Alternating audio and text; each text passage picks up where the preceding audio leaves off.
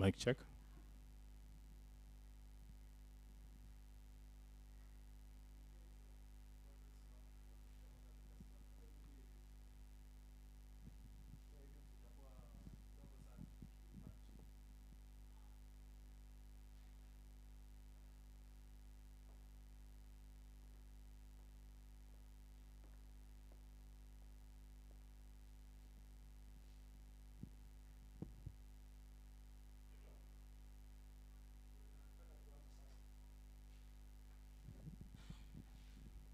Mic check.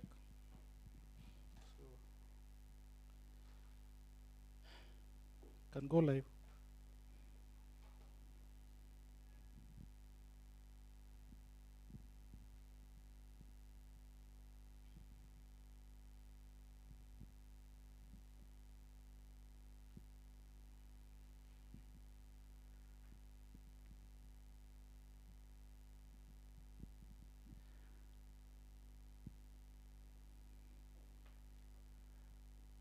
Okay. Great. Finally, I think wahenga wahenga Waswahili wanasemanga hayawi.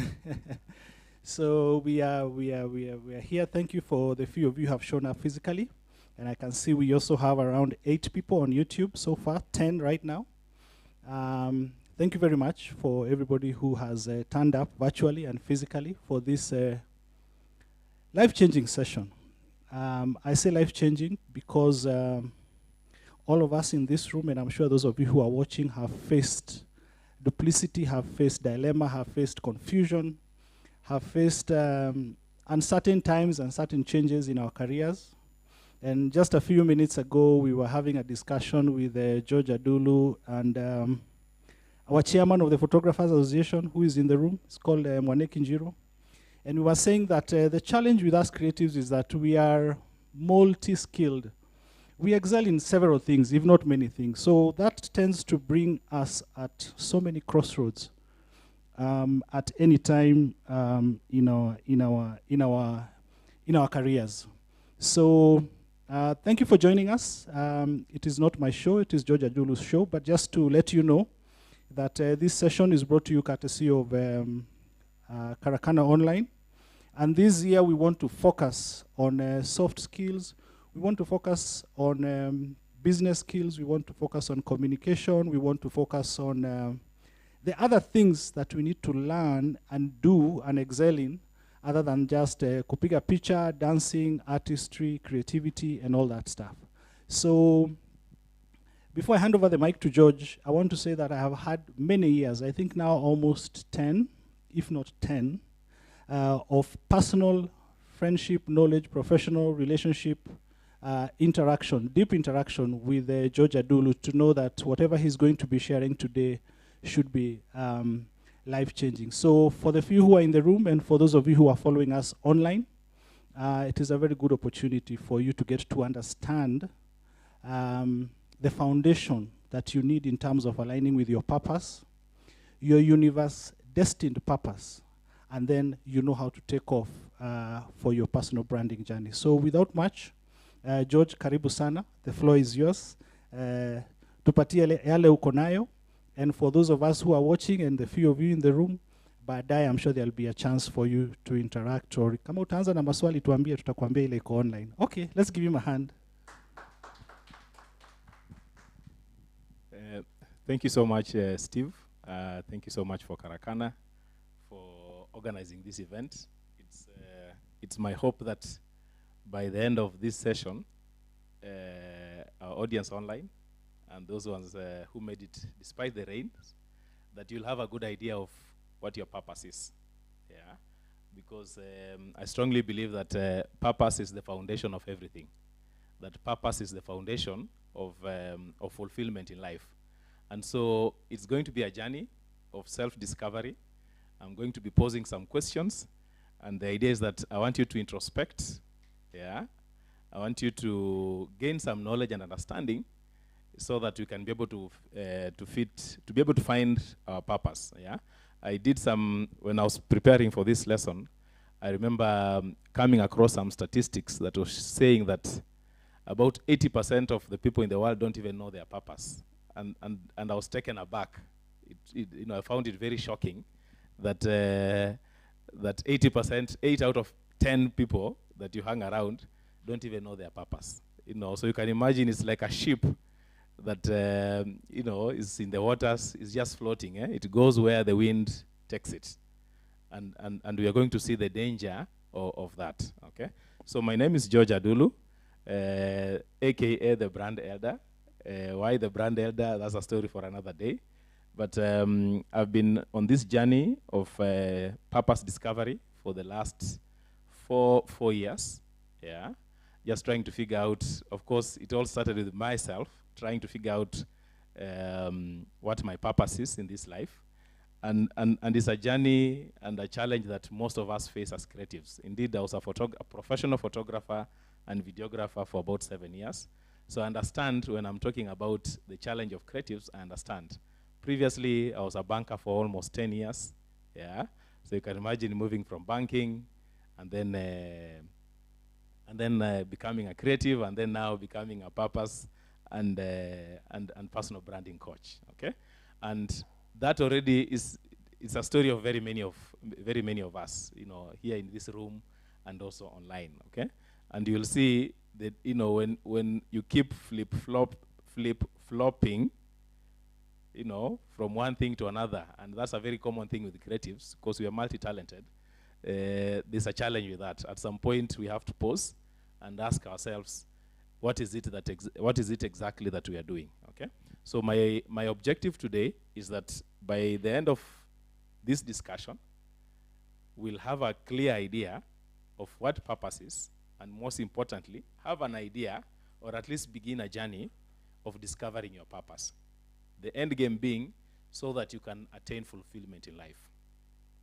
Because otherwise, you are less optimized for success. If you think about any great personality that you know around the world, is because they lived their purpose. Until you live your purpose, there's some level of success you cannot achieve. Okay? So today is about triggering that curiosity to find your purpose. And then most importantly, if you manage to find it, then how do you become loyal to your purpose? Okay?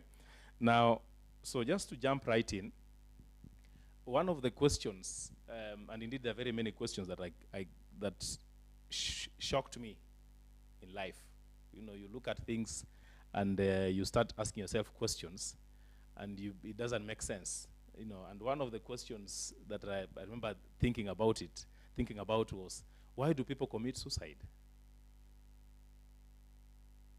Yeah, why do people commit suicide? And it's worse when you see people that you think they're on top of their game, who are doing very well in life.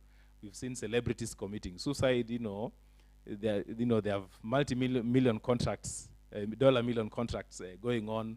They have a lot of following. They have all the influence. They are doing amazing things in life, but they still commit suicide. And the question is, why? Yeah.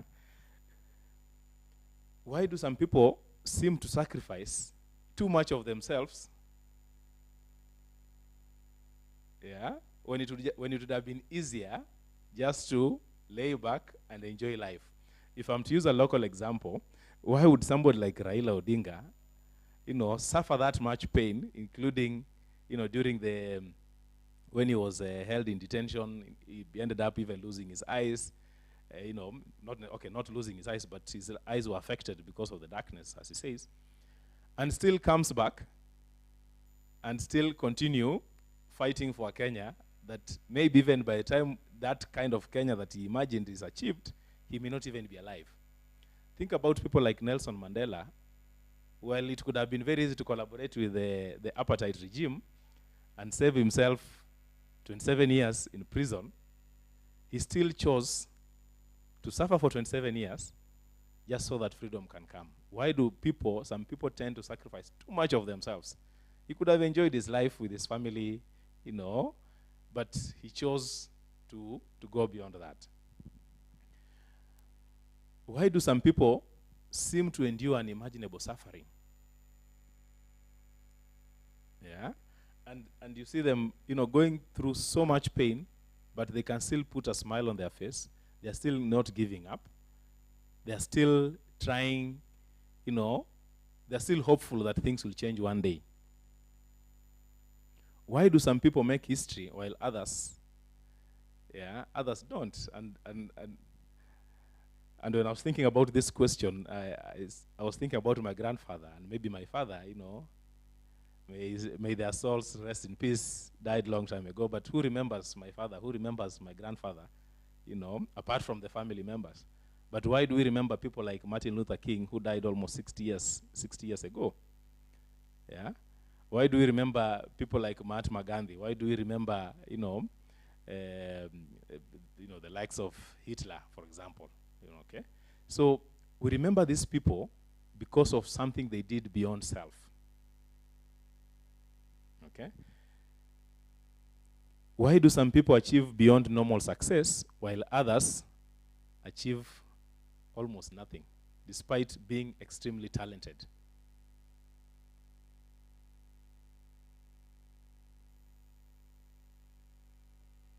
And why are some people happier in life with so little, while there are others who have so much but extremely unhappy? I'm sure, online and here, you've seen these cases. That you can actually have a lot of material things, but still be extremely unhappy. Or you've gone to, when you visit, as creatives, I'm sure you're always doing projects, filming projects in the slums, and you find people living in lives, living in circumstances that ordinarily they should never afford even a smile on their face. But they're still smiling, they're still hopeful. Okay? Now, the answer to these things lies in purpose. Yeah? The answer in this lies in purpose. And we are going to look at what exactly is purpose. But just to give you a hint, purpose is the meaning of your life. It is the meaning of your life. It is the reason why you are here on this earth. It's the reason God created you, if you believe in God. Yeah? And make no mistake, you are not created just for any reason. You are created for a particular reason. As creatives, you're always designing things. And the starting point is always to ask yourself, this product, what is it supposed to achieve? So if it's supposed to carry mirror, for example, then it can only be a pickup. It needs to be modified in a certain way. Okay? If you're trying to design a house that is supposed to be 100 floors, then there are things you have to put in it, in that structure, to be able to go 100 floors. If you're trying to design a car for speed, then there are things you have to put in that car to be able to deliver speed. And if you're trying to design a car for comfort, then there are things you put in that car. Okay? So by those analogies, you realize that everything that God put in you are actually meant for you to do something. There's a purpose that everything that God put in you is supposed to be helping you achieve. Because it's not a mistake that the Mercedes was given a certain engine, certain certain design of seats, certain design of pistons, or the number of pistons, the horsepower, all those things, they're put there to achieve a certain goal. Okay? And as creatives, we have certain problems. There are questions I want to ask. As creatives, do you believe that purpose, where does purpose come from? Is it something that you're given at birth, or is it something that you pick along the way? Think about it, yeah? Then the next and the most fundamental question is your work helping you to fulfill your purpose? Yeah? Or is your work or your path the purpose itself?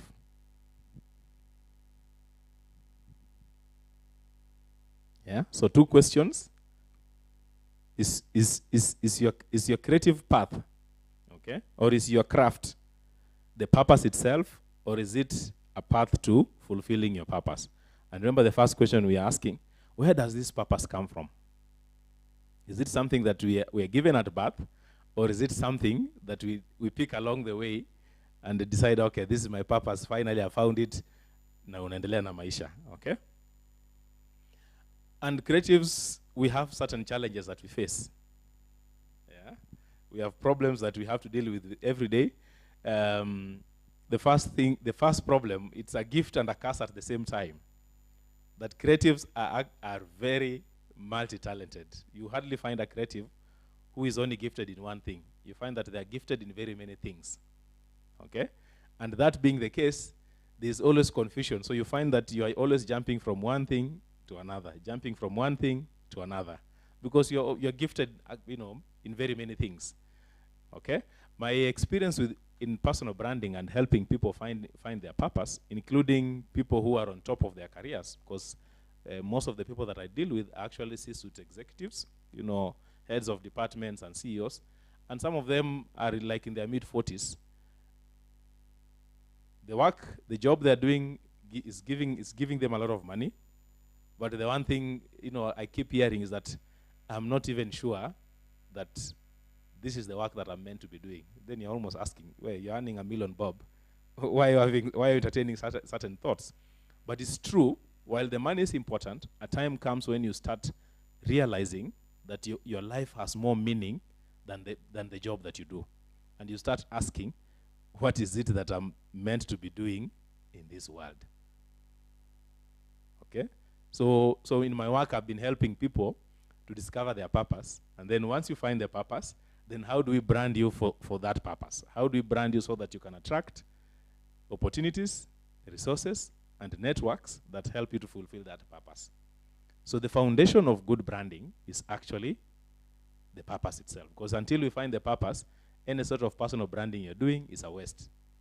Okay? Because it's not aligned with your purpose. The second problem we see with creatives, and even maybe before I move to the second one, I always say the most intelligent people are actually the most unfulfilled people I've met. Reason being, our education system is not designed to help you live your purpose, to find and live your purpose. The education system is designed to produce, we call it factory workers. Yeah? That you're just taught so that you can be employed. You can do certain work in this world. You can work somewhere. That is the design of our education system. Okay? But hardly is it designed to, if I'm to use the chairman of PAK, Daudi Millionaire, what is it that you're meant to be doing in this world so that the education system helps you to fulfill that particular purpose? And that's why, and that's the problem. I was watching the results for the KCSE that was announced, and the top student, was saying that now that I scored 84 points, now it means I can do any course that I want. And I was like, you're going to be so unfulfilled very soon, yeah, that you'll be surprised that you graduate top of the class, but within 5, 6, 10 years, that work doesn't excite you anymore. And so that's what I'm saying. The brightest students always suffer the most unfulfillment because the system pushes them wherever they think. And the fact that you passed, it means, if you got an A, if you went to med school, you'll still, the mental capacity is there to survive med school, engineering, architecture, law, whichever course you pick, you're an A student, you will do well. But is that really why you were actually created in this world? Okay? So creatives also, and I've seen this a lot, we assume that just because we love taking photos, that, or drawing or painting or video, creating films, that is our purpose. And this is not a problem for creatives alone, it's a problem for everybody. We always assume that our work is our purpose. Just because you're rising very fast in the ranks within your organization, you assume that this is what I'm meant to be doing. This is why God created me. I'm sorry to burst your bubble. Your work is not your purpose. Your work is just a platform to help you fulfill your purpose. or to fulfill the purpose of your life. So Daudi, when you're doing your UX, when you're doing your filming, when you're doing photography, and all the things that you do, they're just meant to be platforms to help you fulfill the purpose of your life. Okay? So let's just look at purpose, and to help us understand what purpose is. Yeah, I want you to look at that tractor. Okay, this tractor. If I wanted to move from Nairobi to my village in Kigama, in Viga County, I can choose to use the tractor. Will I get home? I'll get home after a few days. I'll be very tired, maybe rained on, nimekula baridi kabisa, maybe even with pneumonia or whatever it is. But I'll still get home. Okay? But is that the best use of a tractor? It's certainly not. But I can still go home with a Mercedes. It's more comfortable. I'll arrive not tired. Within 6 hours, I'm at home. Because that's what the Mercedes is designed for. I can still take the Mercedes, like we saw, or the VX. I've seen people carrying Napier grass. People hire vehicles, then they get home and in a personal car. Okay. Yes, it will get the job done, but is it meant for that work?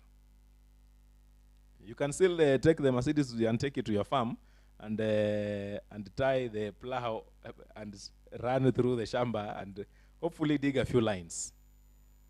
It can still work, but that is not its optimum utilization, because the design of the tractor knew I needed something that can till the land faster. And so they put the big wheels, they put certain features and functionalities so that this tractor can actually perform its duty very well. Those things, if you put this wheel, this size of a tire on a Mercedes, hiyo gari hakuna mahali itaenda, si ndio? So it's the same thing. If we are not living as per our purpose, we are like the tractor trying to move me from Nairobi to my village in Kigama. Or the Mercedes that's being used to carry the ara. Yes, you'll achieve some success. You'll make some money. But are you optimized? You're not optimum. So soon, you'll start asking yourself, there's something wrong here. Like by the time I'm getting to Nakuru or Kericho, I'm like, does this really make sense? And I've seen this in life. Yes, you're heading to the top of your career, blah, blah, blah. But that unfulfillment checks in because you start realizing that I'm not being impactful. I'm not creating the impact that I'm meant to be creating.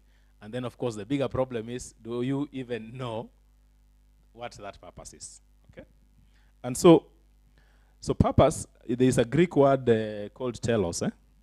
And telos simply means the purpose. Purpose is the natural end goal, or the ultimate aim for something, or someone is intended to achieve. Okay?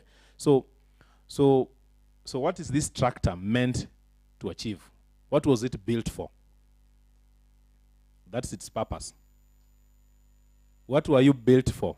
What were you created for? That's your purpose. And of course, we start asking a very pertinent question.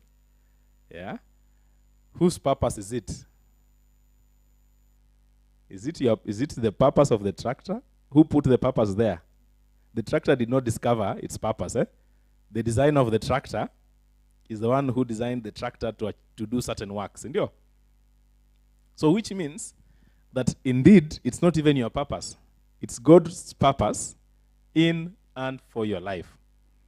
By the time God was deciding, we need Daudi, when God was deciding I needed Daudi in my kingdom here on earth, he had already decided this work that needs to be done. And the only person who can do this work is Daudi. The question is, Daudi, are you doing ile kazi Mungu alikutuma ufanye?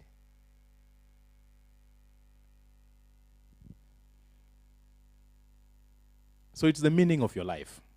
And if you've ever followed suicide stories or even had a chance to read any of those suicide notes, one of the things you'll hear them saying, I didn't think my life has no meaning.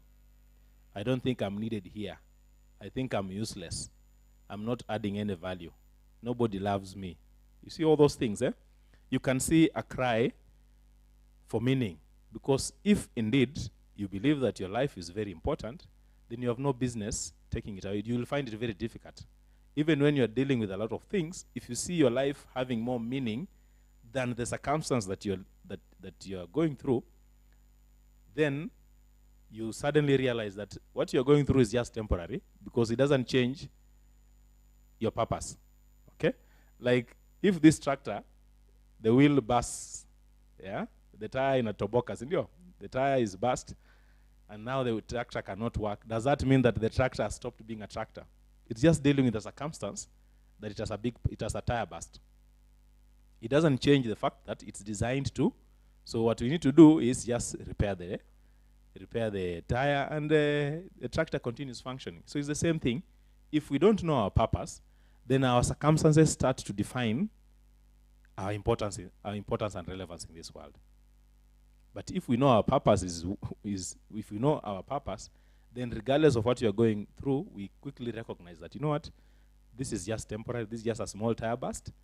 It doesn't change why I'm here. My importance in this world doesn't change. Once we fix the puncture, life continues.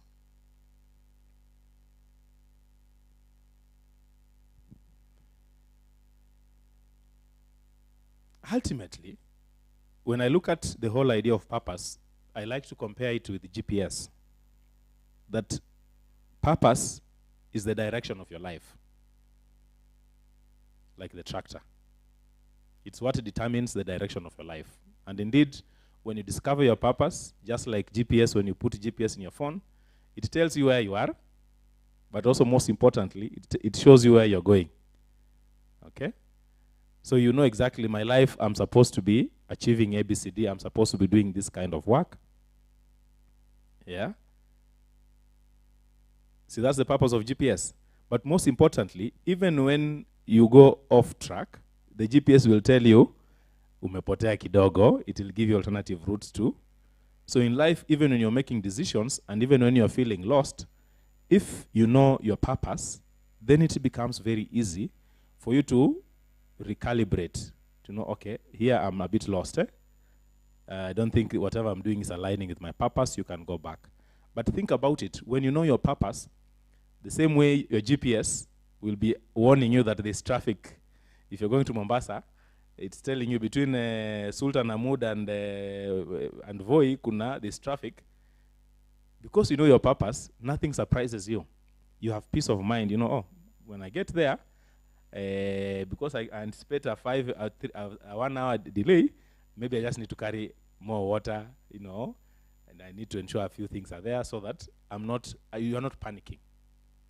And that's what happens. When you know your purpose, you don't panic because you know, this is where we're going. These challenges can come, and you're prepared. Okay, so anxiety stops being part of you because you're living your purpose. You're excited every day. Yeah. I want us to discuss a concept that I think as a creative, if you understand this, then you actually take more serious look at your life, and especially the work that you do. And the idea being to be able to ensure that your work supports your purpose, the purpose of your life, okay? And even before you look at that, I'm reminded of Jeremiah 1:5, where God is telling Jeremiah, even before you were in the womb, I knew you. Even before you were born, I set you apart to be a prophet to the nations. Okay? So, what God is saying that even before you were in your mother's womb, He knew you. Even before you were born, He set you apart. And that should be the warning that it's not your purpose. It is the purpose of God before and in your life. Allow me to preach a bit. 1 Samuel 15:23. God says that rebellion is like witchcraft. Sindio? Yes. 1 Samuel 15:23. In it, God says rebellion is as the sin of witchcraft. So, if you are rebelling because He designed you to be a tractor, and you are forcing yourself, you want to carry us, from Nairobi to Kakamega, or your village, you are rebelling. And that rebellion, God equates it to witchcraft. Wewe na the witch, hakuna tofauti millionaire. And He adds that stubbornness, is like idolatry. In the same verse. So you know your purpose and you're being stubborn. You don't want to do what God designed you to be. You are designed to be a Mercedes and you want to operate like a tractor. Unajua. He says, wewe na which? Same WhatsApp group. And because and your stubbornness yako, wewe and the worship of idols, you are the same thing. And indeed He says, now because you've rejected me, I too will reject you. So there's a consequence of not living by the purpose that you were created. Wewe ni tractor unataka kukua Mercedes, haiwezekani. You are rebelling, you are being stubborn, you and a witch, you are the same. Wewe na people practicing idolatry, muko sawa. And God says kuna punishment hapo. So can you imagine? Do you now understand why we get unfulfilled? We start feeling that unfulfillment because we are built with that purpose. That purpose is in us, and which is why people actually, at some point, you start looking for it. They actually become aggressive in trying to discover what is it that I'm meant to be doing in this world. Because wanasema ni nafsi yenyewe inakusuta. Yeah, that purpose will convict you. And it's the reason why, you're all seated here and even people watching online, because you could have been somewhere else. But because, that question is in your mind, am I living my purpose? Do I even know my purpose? So it will always haunt you. It will hunt and haunt you.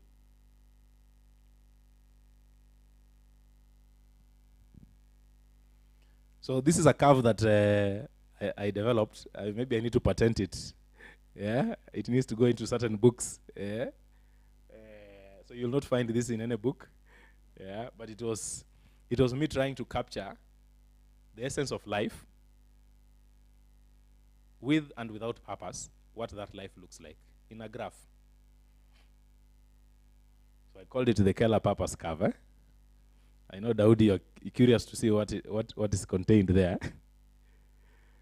So that curve looks like this. So there's impact that you're creating in your life when you look at, your life from childhood until the time when you'll go back to, ashes to ashes. Here, what impact are you going to be creating in your life? Okay? So, as we go through life, the starting point of our life is a process I'm calling ticketification. Okay? And in this process, the analogy or the symbolism that I have in my mind is when we go to a banking hall. Okay? Nowadays, when you go to a banking hall, you press somewhere, you're given a ticket, you go and sit. Okay? So, by birth, we all undergo that process. We pick a ticket in this life. Yeah, and soon you'll see some of us, you'll sit and wait until you're called by the cashier. Okay? Yeah, so that is God calling you back home. In between, nothing will have happened. Yeah, but some people, even when they are seated there waiting to be served, they'll be on their laptop doing some things. Work is going on. So that by the time the 30 minutes are over, when they're called, something has happened. They have created some impact. They have added some value in their life and in other people's lives. Okay? Some people are very lucky they discover their purpose. They discover it very early. Some people by teenage, they have discovered their purpose and they fly.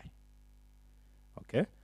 Some people, because, so when you discover your purpose, you go through a phase of personal growth. Okay? Which again, at some point, you may be like, you may miss this step, you may miss the purpose discovery, and still discover your career, okay? And still experience some personal growth. But it doesn't compare to, and you'll see, it doesn't compare with the person who discovers their purpose and aligns their career to their purpose, okay? And then after that, once you discover your career, you're in the right place because you're using what God put in you, you're able to experience a lot of growth in your career. But trust me, until the purpose is discovered, there'll always be question marks. And that's what I've been dealing with a lot. Some people get to this wonderful place where they discover service, that their life has more meaning and richness beyond self. They discover service to others. Indeed, this is the pathway to fulfillment. Until you discover service, you can never be fulfilled. You can never be fulfilled in life until what you're doing is serving others beyond self. If you're just serving your family, you're just a good father or a good mother, a good sister, a good brother. Okay, but once you step outside that, so it could be your customers or even the community in general, but until you discover service, fulfillment becomes very elusive. And this I've seen a lot, trust me. Yeah. So fulfillment becomes a natural thing once you discover your service to others. And then the finality for everybody always comes at some point. The only question is when. And then by the time you're dying, will your graph be here or here? Okay. So then if you actually discover service and you pursue it, then you leave a legacy. If your life serves more than self and your family, serves the community and the world indeed, then like Nelson Mandela will remember you, like Martin Luther King will remember you, like Mahatma Gandhi will remember you, you know, and all those people who died for a reason, or they died having lived a life that impacted so many people. Look at Professor Wangari Maathai. Her life created a whole movement. There are people who became environmentalists because of the inspiration from Wangari Maathai. The question is, how is your work today inspiring another person? Yeah, because that is where fulfillment comes. That's why when you pass on, we'll remember you. Otherwise, you'll just be like maybe my grandfather. He was very, a very good career person, worked very hard, but apart from his family, who remembers him? But how come we remember Martin Luther King? How come we still talk about Wangari Maathai and so on? So there's a path here. The people who pick tickets in life and do nothing. Yeah? They do nothing, not for themselves, not for the community. Yeah? I call this the idiot's path. An idiot is somebody who achieves nothing for themselves and nothing for the community or nothing for anybody else. It must be a very miserable life. You just picked a ticket and waited. And then God called you. Na ukaeda. When you're buried, 2 days later, we have moved on. We don't remember you. We forget you very fast. And then there's this other curve. Yeah. This is where most of us actually tend to operate. Okay? Where we don't discover our purpose, but because we are brilliant, we experience some growth, even in our careers, but soon we get unsettled. because our life lacks meaning, at some point it just becomes ni kuamka, kuenda kazini, kufanya kazi, kulipwa na kurudi nyumbani. Now you start, your impact inaanza kuteremuka and fulfillment checks in. And so if this idiot is forgotten after 3 days, maybe you'll be forgotten after 3 years, or the day the company hires somebody to do your work. But then we have the blue line, which is where we really want to be, okay? Where we discover our purpose, and because we align our career with our purpose, look at, you achieve much more in life, even in your career. You continue growing, you achieve fulfillment, and by the time you exit, you're exiting having achieved so much impact, and we remember you. Even after you've gone like Wangare Maathai, the curve doesn't go to oblivion. It remains up there because more and more people who are inspired by you, they continue remembering, and we keep invoking your name and your spirit in everything that we do, like Martin Luther King. Look at the civil rights movements, the activists around the world. They still invoke his name and his spirit. So you'll never be forgotten. However, so I call this the hero's path. The hero's path because they achieve so much for themselves in this life, but also achieve so much for the community. So the whole idea is why we must discover our purpose, and for me that's my goal. If I can help more people to discover their purpose, then I'll be able to create more heroes in this world. Heroes who will achieve so much for themselves because everything that they do is aligned to their purpose. But also most importantly, they'll impact the community in a significant way. So the pink line, the pink dots should probably give you hope that you can discover your purpose at any given time. We just need to take a few steps back. Okay? So wherever you are, you can pick, we can just retrace your steps, go back, discover your purpose, and then now you can see, now you can start achieving much more. By the time it's your time to exit, you exit like the other guy. Only that you will have sacrificed some growth in between because you didn't discover your purpose earlier. So you still exit and achieve much more than the worker, okay?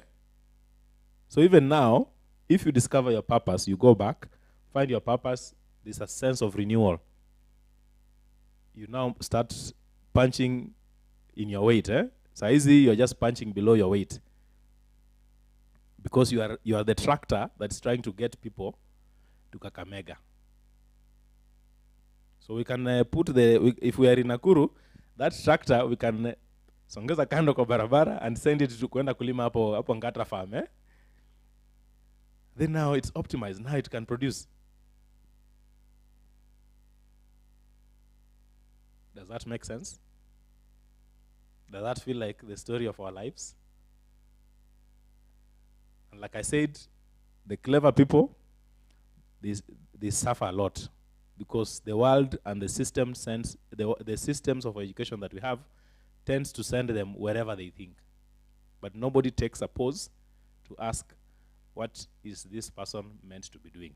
And remember, we have said, it is not your purpose. It is the purpose of God in and for your life. Asa wacha kujipatia kazi yenye si yako ati my purpose, my purpose. The tractor, it is the designer of the tractor that gave it the purpose to till land. The tractor didn't wake up and discover I'm supposed to be tilling land. No. The designer decided. So the creator is the one who decided what we are supposed to be doing in this world. And like we have said, if you're not living your purpose, either you're stubborn or you're rebelling, and both of them are sins.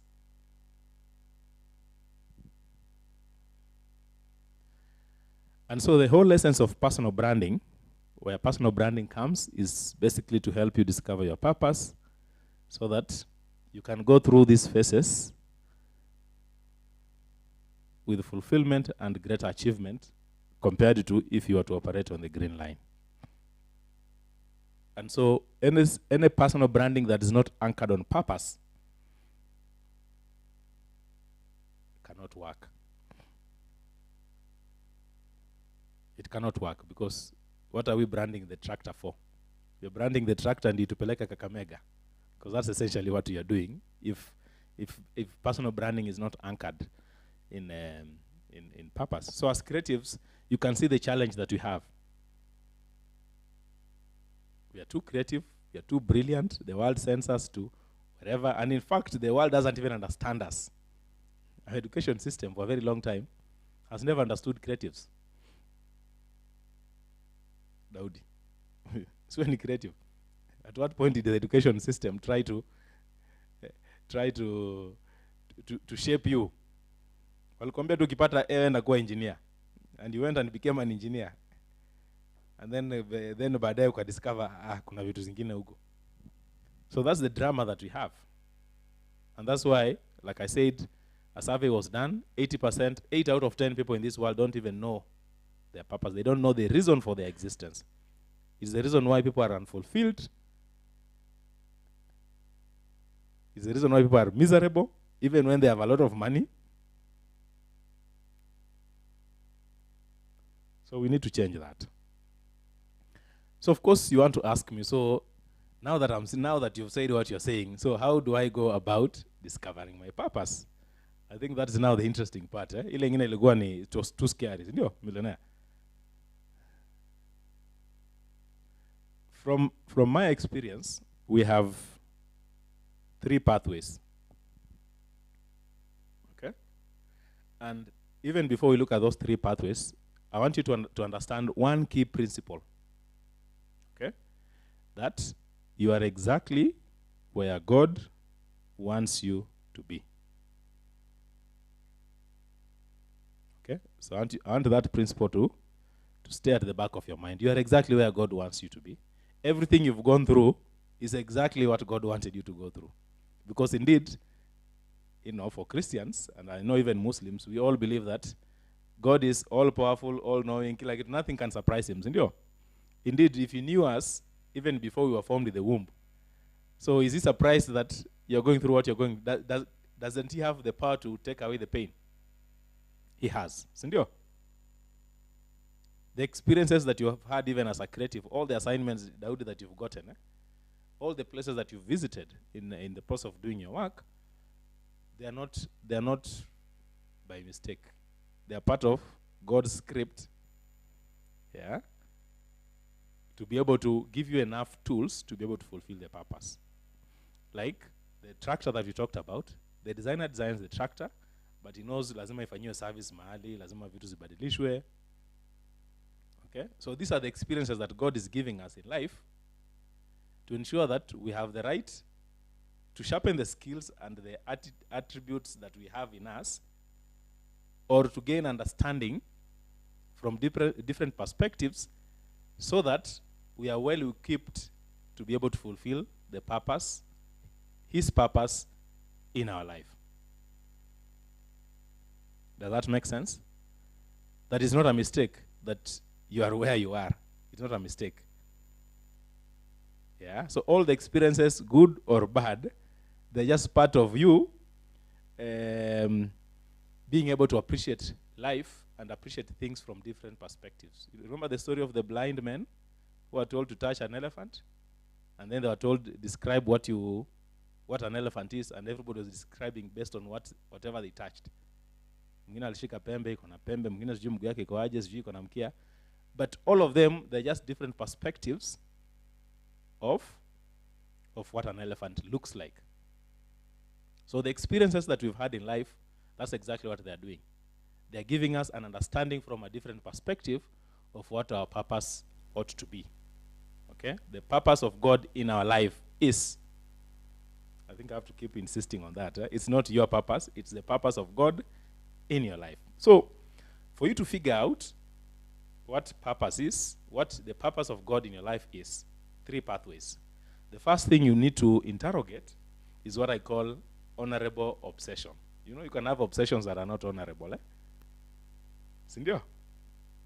You can have obsessions that are not honorable. So here, we are talking about obsessions that are honorable. And it's only honorable if those obsessions can help others. The outcome of that obsession can help somebody else. Then it's an honorable obsession. But if it's not something that can help somebody else, then it's not an honorable one, okay? So in this, I want you to ask yourself very simple questions, yeah? What is it that you are obsessively curious about? If we go to your YouTube channel or online, what will the algorithm be telling us? Because what you watch a lot has an indication of what you're curious about. Kama wewe ni mzoa wa moshene ndio tutaona mingi, then we know you're only curious about moshene. But is gossip honorable? It is not honorable. Sindio? So what is it that you are excited about? What is it that you find yourself spending a lot of time on? Because it is not a mistake that you find yourself inclined to those things. Yeah? That is part of God ensuring that you have interest in the right things, to give you a deep understanding, to prepare you and equip you so that you can fulfill His purpose in your life. Make sense? So interrogate, what do you spend your time on? If we look at your 24 hours, if we just broke it down, your 24 hours, where will we find most of your time going to on a day-to-day basis? If it's an honorable thing, there's something there. That becomes a starting point. Okay? Number 2, what superpower do you have? And that superpower only comes from God. Because God knew inafaa ulime shamba, ndio? He designed you to be a tractor. So He gave you big wheels to start with. Ndio? The Mercedes, when it was being designed, it was not given the size of tires we see in a tractor. Make sense? So whatever you are given that is unique is an indication that God put it there so that you can do something. You can do something unique in His kingdom. So interrogate, what is it that you are gifted in? You know, there are people, I like to give examples of American Got Talent, those British Got Talent, and there are cases you see a 6-year-old playing a grand piano. In a way, this one can only be reincarnation, eh? Because there's no way at 6 years somebody can be that gifted. It's a sign that God put that superpower in that child so that that child can do something in the kingdom of God. And indeed, because everybody is built for a certain purpose, I like to say, your superpower doesn't have to be like mine. Kila mtu ni tofauti, because ile kazi ulipewa sio yangu. Kila mtu alipewa kazi yake. So interrogate, what is it that comes to you so effortlessly when people are struggling with it? Wewe kwako, you could do it asleep even without training, and it's just clear. And most likely utakuta these are things maybe even people used to tell you even when you're growing. This one, there's a way you do things that is effortless. When somebody else is given the same job, it's a struggle. It feels like a mountain because they are not equipped for it. You're forcing a Mercedes to till land. It cannot be. So interrogate, ask yourself, what is it that you are extremely good at? Because if you figure that out, then you have a very good indication that because this thing was put in me, what is it that I'm supposed to be And then you look at, then you layer that with your honorable obsession, you'll just find that these things are aligning. You'll find that these things are aligning. So what comes to you naturally when others are struggling? Is it that you're a good public speaker, for example? Is it that you're a good organizer? Is it that you have an eye for details in a way that nobody else can see? Is it that you can design things in ways that no school could have taught you? You have just an eye that nobody else can pick. Is it that you write code in a way that that nobody else could? Is it that when you take your photos, everybody marvels? We can't even understand how you thought about that image, and you captured it, and you got it perfect. So that even when I remember the days we used to shoot, even when we are shooting, at the end of the day, everybody has very different images, because we're interpreting our worlds in from very different perspectives. So your superpower has an indication of what you're supposed to be doing.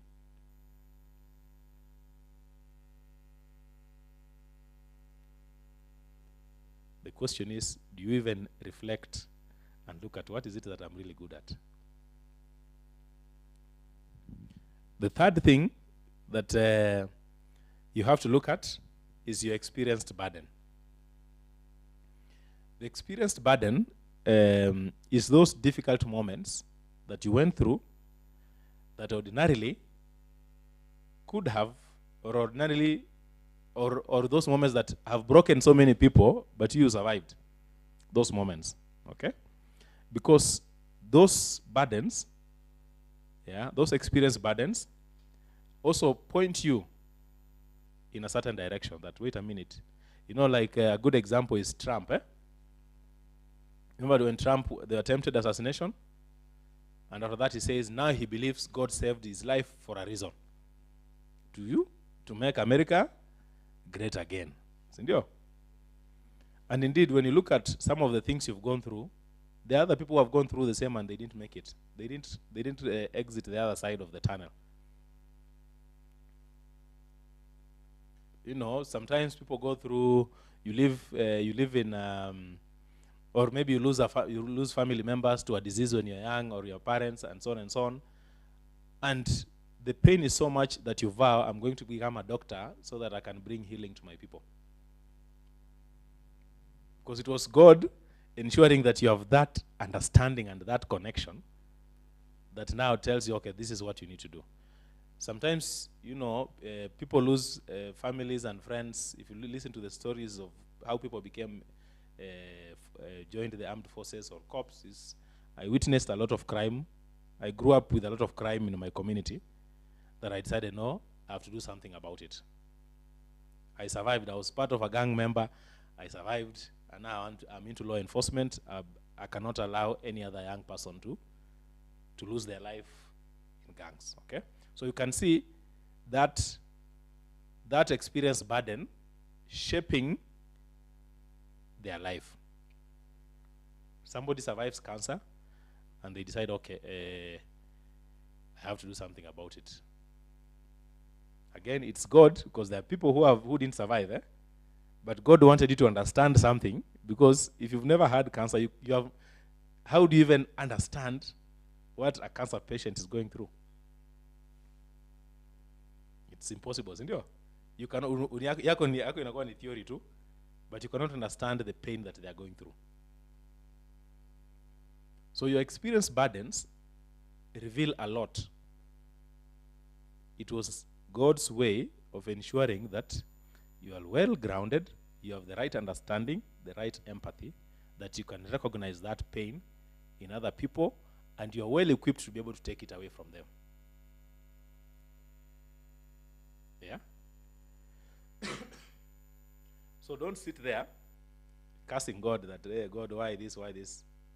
Indeed, the right question to ask is, God, what did you want me to learn in this? What were you preserving me for?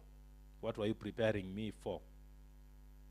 So a combination of those three things, sometimes you only need one to figure out things. Okay?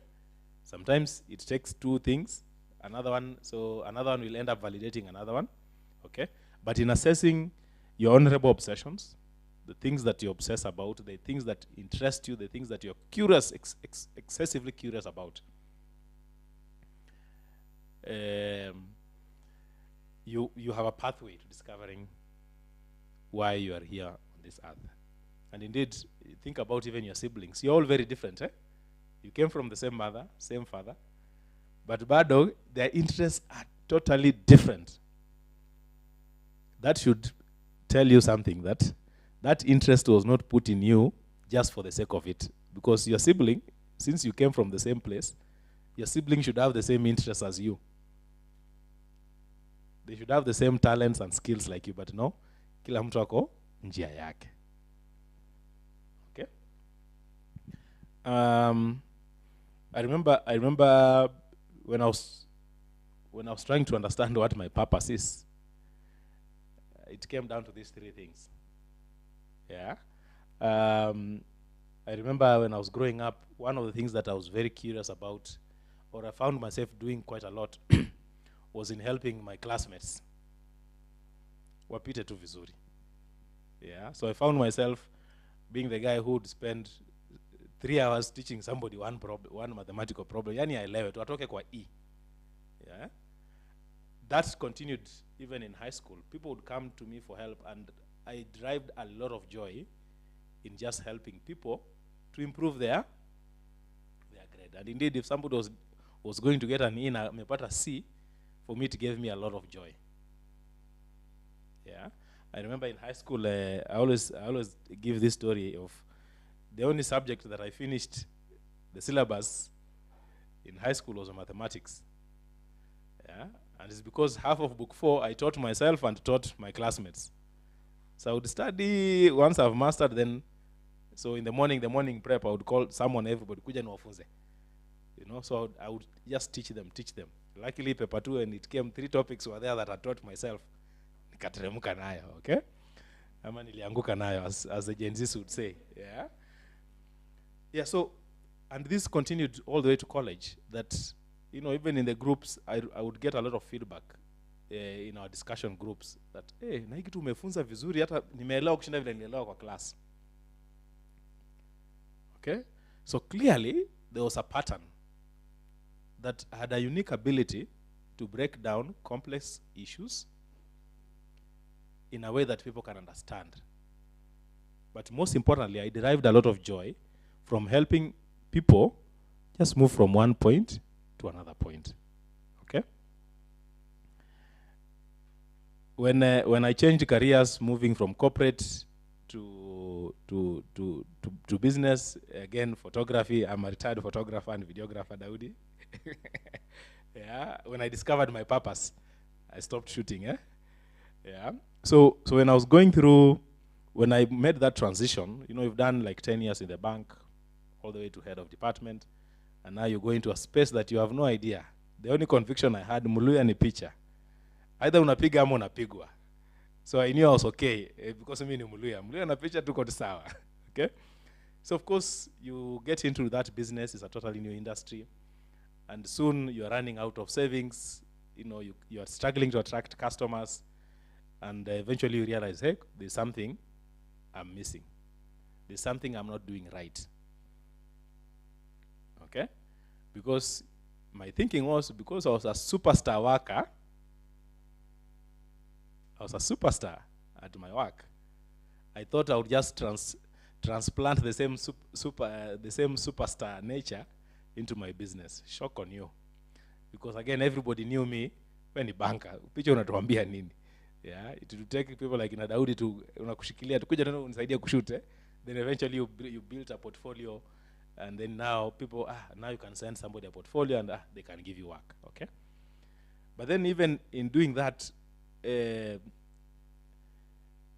know, your business, you struggle until you get to a point where like, this is not working.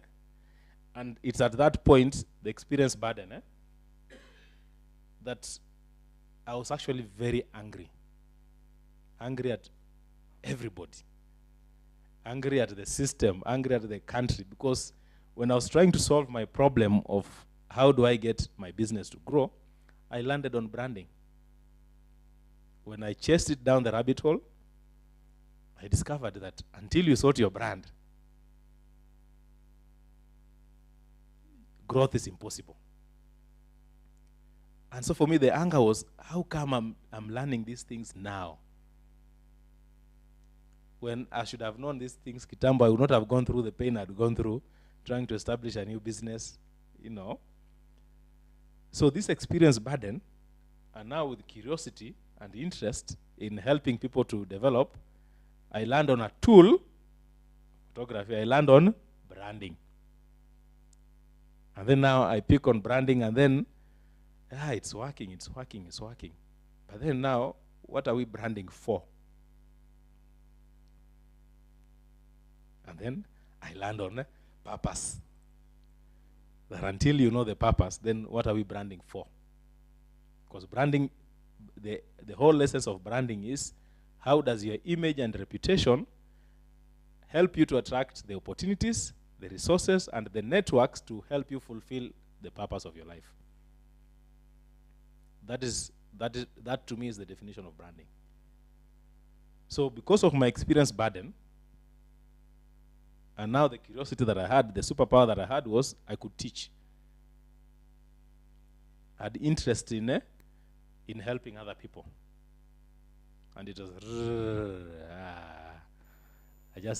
if I can, the greatest joy for me was seeing somebody move from one point to another. And I knew for me that was, because for that joy, to experience that joy, I would sacrifice sometimes too much. Just to nione tu mtu amesaidika amesonga kutoka hapa up to this point. So I knew that obsession was not there for no reason. I identified what I was good at, okay, that I could teach, I could coach. And because of this, it was concrete, it is purpose and branding. It sounds simple, but these three things came out of a lot of introspection. And indeed, when I've helped people to just, have a discussion around these things, and I've seen people cry in my sessions, wait a minute, I think I found it. And some of them, somebody's 50 and you're seeing them cry because they've discovered their purpose. They're like, I should have known this when I was 20s. Certainly my life would have been very different. I would have made different choices in my life. Yeah. So when you go back home today, I want you to spend a lot of time thinking about these three things. What's your honorable obsession? What's your superpower? But also, most importantly, have you experienced any burden that ordinarily would have crushed most people, but God saved you because he was just giving you a perspective to life that gives you understanding so that you can be able to deliver on the purpose. But remember, when it comes to purpose, you can discover it anytime. It's already in you. You can discover it anytime. Yeah. So you're not going to look for purpose anywhere. Uitafutagi. We agreed. Is the designer, your creator, is the one who put the purpose. He put his purpose in you because he was sending you like the tractor. We designed the tractor to go and till the farm. So God designed you, created you to go and do certain work. Very specific. And so also, we also learned that do not compare yourself with anybody else. Your purpose is your purpose. Ya mwingine ni ya mwingine. And even sometimes, when we have the same purpose, God gives us different tools and experiences so that we can address the same problem from different perspectives. We could all be trying to help people to discover their purpose, but maybe I use different tools based on what God put in me. Somebody else could be using something else that was put in there, but tunafanya kazi, generally tuko na kazi ni moja. Your purpose doesn't have to be big or small like anybody else. It doesn't have to be like Raila's. or Mandelas. Kama yako ni kadogo tu ni sawa. So never ever feel the pressure to compare yourself with somebody else, because then utakuwa na, why are you trying to copy others? Na wewe kuna vitu uliwekewa ndani yako. Whatever God put in you, he did not put in anybody else. Because yeye alikuwa designer, alikuwa anajua. So this we've talked about, that when you find your purpose, it's like you have an internal GPS to guide your life. Okay? So we talked about this. It will show you where you are. It will show you your destination in life. So you can actually see, this is how I'm going to be exiting. You can start planning. You can start thinking about the state funeral that you'll be given if you achieve your purpose. Yeah, it guides your important decisions. And this is something very powerful, because once you know your purpose, then everything, decision making is easier. Does it support or not? Does it align or not? So you stop struggling to make decisions, which means if you struggle to make decisions in your life, it means you don't have the GPS, because that is the true north of your life. We also talked about, it shows you the traffic situation, so it will show you the challenges that you're facing in life, and you have an appreciation and how to deal with them. It reduces anxiety because you already know what to expect. Yeah, you already know what to expect, so you don't need to stress. At any given time, you can know whether you're on track or not, and if not, you know how to, itakuonyesha to just rudi kwa purpose. So Daudi, so can your purpose change?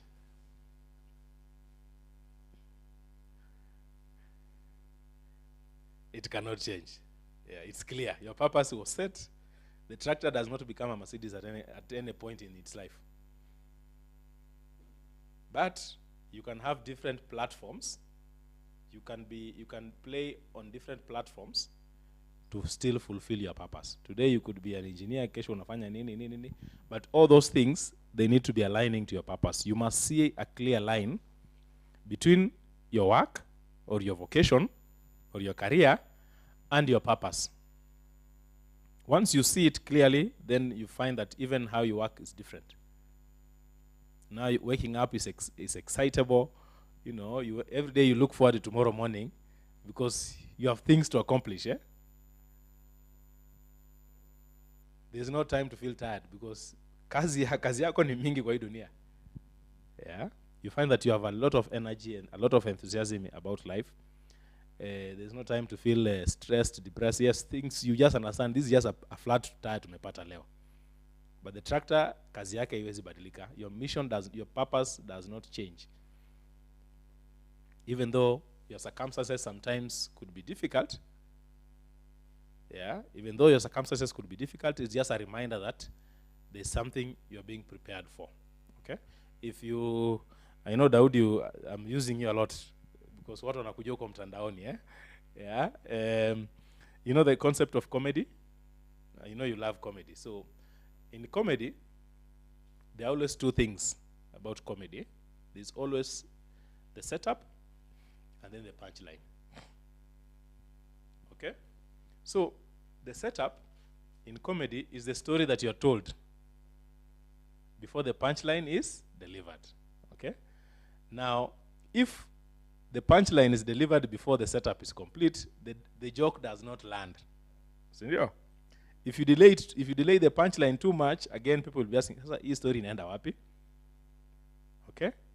So it's the same thing with our lives. The experiences that we have accumulated over time, they're just part of the setup. And indeed, I keep saying, for the punchline for today, you are enough. The setup is complete. For the punchline that you need to deliver this time next year, 5 years, 20 years from now, your setup bado jamalizika. So don't worry about 10 years from now when you should be delivering punchlines today based on the setup that is already complete. So don't delay your punchlines waiting for another setup when it's already complete. Remember we said you're exactly where God wants you to be at any given time in your life. It's not a mistake, it's not a surprise that you go up as easy. It's just part of God's script. So you are exactly where God wants you to be, because maybe there's something that kesho kuna punchline of how deliver. So there's something you needed to pick today. Even when you are late, there's something you are going to pick from now. Yeah? It was just by design. So hakuna makosa imefanyika. Kazi ya Mungu haina makosa. Si ndio? Yes, kazi ya Mungu haina makosa. Yeah? There's just a word for you. You agree? So it's not my purpose. It is the purpose of God in and for my life. Yeah, God did not create you and then start wondering, sasa huyu leo tufanye naye nini? What can you do? No. He knew ile kazi unafaa ufanye. Then I went and created you and put in you unique features to deliver on that purpose. And then he has given you experiences, good or bad, so that you get a good understanding, a good a deeper connection with your purpose. Mm-hmm. So how do you know that you've not locked down your purpose? I know this is interesting, eh? Because sometimes, there's so much going on there's so much going on in our minds around this topic. So if you are going through any of the things I'm about to talk about, just know you've not locked down your purpose, eh? And that should unsettle you properly. It should get you uncomfortable to actually find it. Remember we said, rebellion is like witchcraft. 1 Samuel 15:23. That if you rebel, why are we getting feedback now? That if you rebel against the purpose of God in your life, wewe na witch hakuna tofauti. If you are stubborn like Jonah, you and idolatry, same WhatsApp group. And God indeed says, now that you have denied my purpose in your life, I too will deny you. So we have no choice but to actually get our life aligned to the purpose that God created us for. So if you have been having frequent changes in your jobs, like me, it's just a sign that you're crying for purpose. Because the moment you find your purpose, unakaa mahali moja unatulia, because now your life gets meaning, your career becomes meaningful. I remember there was a time I attended an interview, and during COVID, and it was a senior job. So they told me, but when we look at your CV, every 2 years you're changing jobs. It means even if you take this job, within 2 years you'll change. And I didn't have a comeback. Because actually my CV had like 7 jobs, all of them like 2 years. Reason, I had not found my purpose, so my spirit is all over the place. Eh? You're trying. It's a cry. It's an internal cry. What is my purpose? Because the moment I discovered my purpose, I've been at it now 6 years. Sijatoka. I even stopped I retired from photography and video, because now I discovered ndio mimi ni Muluya, naweza piga picha ama nipigwe picha, but that's not my purpose. Unaona? So I'll add that skill, but do I still use that skill today? Yes, I do. I still use those skills, because those are just things God was putting in me, those experiences, so that I can be able to fulfill my purpose, to fulfill His purpose in my life. So if your CV is littered with a lot of employers, or you've been changing your careers over and over again, it's a sign that, but even that change, it is not by mistake. It is not a mistake, because you are exactly where God wants you to be at any given time. You're struggling to wake up for work. The times unaamka tusikii hauna nguvu ya kuamka.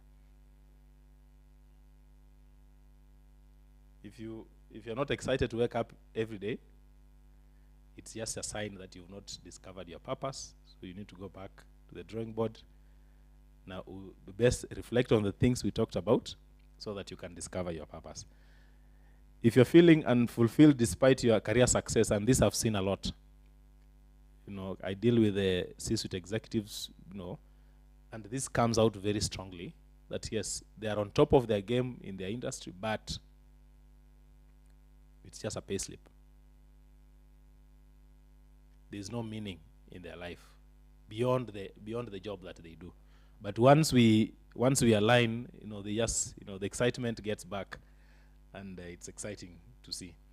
If you're juggling many things at the same time, uko tuna vitu kama 10 unafanya, it's uko hapa, it's a sign that bado, because when you find it, you stick to one thing and you pursue it, because hii ndio kazi yangu, hii ndio kazi Mungu aliniombea. Si ndio Daudi? You find yourself in unfulfilling relationships and networks. Unajikutanga tu mahali tu, yani relationships and networks that just drain you, zinakuchokesha. You're not excited to meet certain people. It means you're not, because if you're living in your purpose, then you only meet and engage with people that support your purpose. If they don't support, siko, unaniita sijui tukutane kufanya nini? Quickly, itanisaidia purpose or ma itanisaidia. Kama inisaidii, sinitulie tu. So I'm sure these things could be going on in some of you online and hapa, but this is just the indicator. So the question I want to ask you creatives is, how is your craft aligned to your purpose? When you think about the things that you do every day, the very many things that you're doing, how is your design work aligned to your purpose? Do you even have an idea? Because you need to figure it out, so that even that design needs to be helping you to fulfill the purpose of God in your life, because it's not a mistake that He put that ability, unique ability, that interest in you. They are there for a reason. So what does living your purpose look like? It means you're waking up every day to do what matters to you. It's honorable and impacts the people that you care about in a way that brings you joy and fulfillment. So it means every day is exciting, because you're excited to make a difference. You're excited to impact somebody. You're excited to do the work, because even you, it fulfills you. Until you find your purpose, this becomes an elusive thing to pursue. Okay? You're spending every day of your life pursuing your purpose and even dying for it. And indeed, we've seen people even dying for their purpose. Yeah? So you have seen them. Remember Wangari Maathai when she was being beaten? Remember people like Reverend Joya? They almost died for it. And indeed, we've lost heroes in this country who are trying to make a difference in this country. So the question is, what are you living for? What are you willing to die for?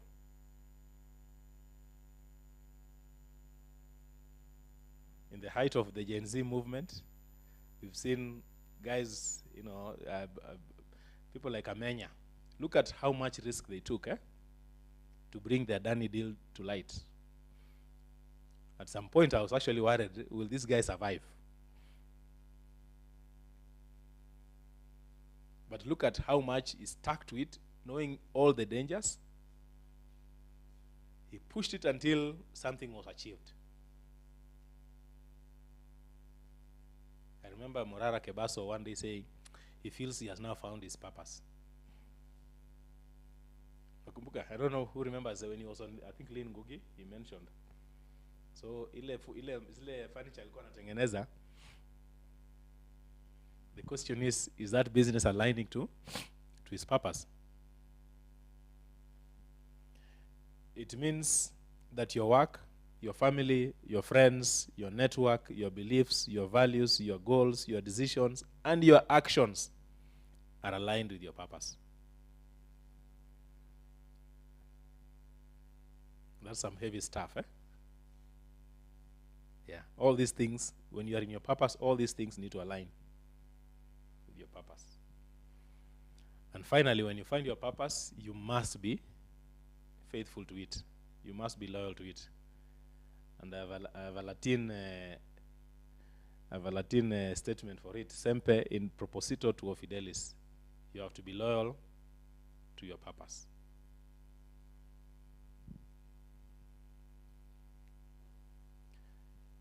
Concluding, the bottom line is everybody is created for a purpose to fulfill. There is nothing at mimi niko tu, you have a purpose. It's not a mistake that you are in this world. Vile tu uliumbwa tu, this is not a mistake. Kila mtu akona kazi ya, kila mtu akona kazi yake. Na hiyo kazi sio yako, ni kazi ya Mungu. Yeye alikutuma kwa hii dunia gwande, do ABCD, mwingine afanye, mwingine afanye. I think Daudi, there's that phrase in the Bible, everything works out. Something like that, sindio? And for his glory, sindio? Yes, so all hii kazi yote tunafanya, the bottom line, it needs to be for the glory of God. Why? Because yeye ndiye alitutuma hapa. He's the one who created us and set us apart for certain missions. Yeah, so that when we do that, everything, all our efforts in his kingdom, it's for his glory. Your craft or your work is nothing but a platform to fulfill your purpose. So never ever confuse it with your purpose. Your career is not your purpose. The work that you do is not your purpose. It's just a platform. Because a lot of us get caught up in that. That just because you're a designer, you're an architect, you're an engineer, at the end your purpose. That engineering is just a tool or a platform that God has given you so that you can fulfill his purpose in your life. So don't confuse the two, yeah? Which means you can be on any platform, sindio? You can be on any platform but still pursuing the same purpose. The purpose doesn't change. You are given purpose at creation. You can discover your purpose at any time, at any stage in your life. I think for me, this is the most empowering thing. That whether you're 70, whether you're 80, whether you're 15, or 30 or 40, whatever it is, at any stage you can discover your purpose. We can always retract our steps, find our purpose, then now we can shoot. So do not panic or fear that I don't know my purpose and I'm almost 70. You can discover your purpose anytime. The whole idea is that we want to create heroes, isn't it? We don't want idiots, people who don't achieve anything for themselves and don't achieve anything for anybody else. Yeah, your purpose is unique to you. Don't compare your purpose with anybody else. You don't try to be a Raila. Don't try to be a Martin Luther King. No. Kazi yako ni ya, you are not given inherently. You are not given unique abilities that Raila was given. Sindio? So don't try to copy Raila. You be you. Because kazi yako, your purpose is different from his. He was given enough courage to face the things that he has faced. Wewe ukopewa hiyo. Mungu alijua nikikupatia, sijakupatia, ukienda kufanya hiyo kazi, utaisha. Waswahili walisema usishindane na ndovu kufanya nini?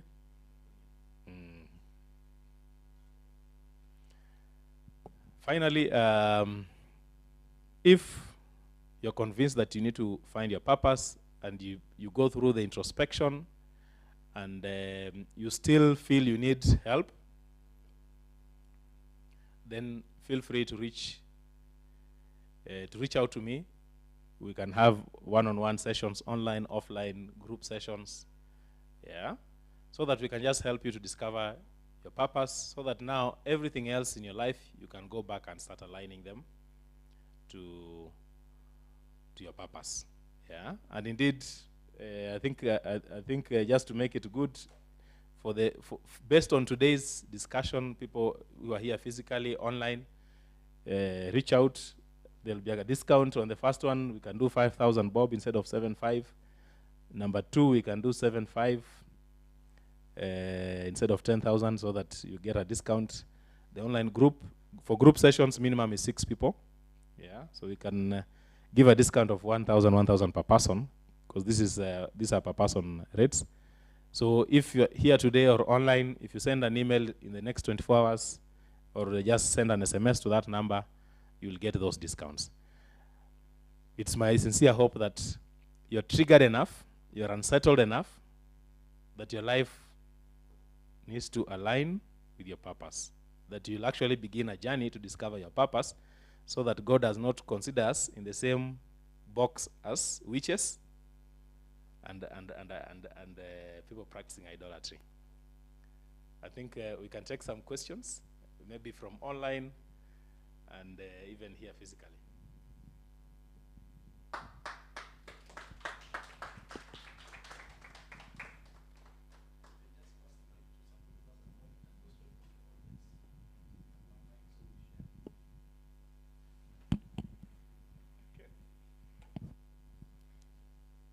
Thank you for the session. My name is Brenda. Does purpose always means economic success? Because that's also very important, and economic success also helps us fulfill other things, which now we assume is our purpose. So does it always mean that? And if it doesn't, is it wrong to choose the path of economic success instead? Thank you.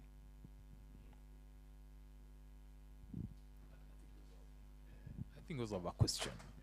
My name is Monique Injiru, and thank you so much for the session. I think it was very well researched and well delivered. My question is, when you're a tractor, you know for sure you should not be trying to vary guys to Vihiga or Kitale. You get a few punks. Oh, Kiritiri. Fantastic place, by the way. Kiritiri is dope, eh? You get a few punctures on the road, and you start even doubting yourself, second guessing yourself, like, surely, is this what I'm supposed to be doing? Yeah, probably you're in the perfect purpose, like you are right on it. You are a tractor digging whatever, or you're the Mercedes-Benz wearing guys to Kiritiri, but you get two punctures, and you start actually second guessing yourself. How do you differentiate between that this is just a seasonal thingy versus you're trying to do something different than you're called for? And what are the frameworks of dealing with those setbacks so that then you're equipped that even on your low moments, moments of doubt, moments even your guys ask you, hey, ulikuwa nafikiria unaweza fika Kiritiri na 2 hours. You know, because you have naysayers. You have guys who will even make you doubt yourself, when you know you're in the purpose.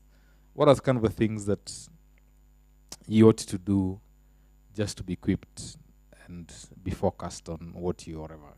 Because just digressing a little bit, at times you can be in your purpose, but your purpose is taking so long to materialize or actually to fruition. And people start telling you, dude, bana, it's about time, eh? It's about time. Whereas you know for sure what you're doing is the right thing. You know. But guys are doing other small things and they seem like success is meeting them. And the moment even you try to do it, you know for sure I'm out of the wheel. I'm out of purpose. It could be, reaping benefits quickly, but that's not what I'm supposed to do. So what are the frameworks or all the things that you should encourage us to do to keep on the track? So maybe I can take those two first. The first question on the economics of purpose.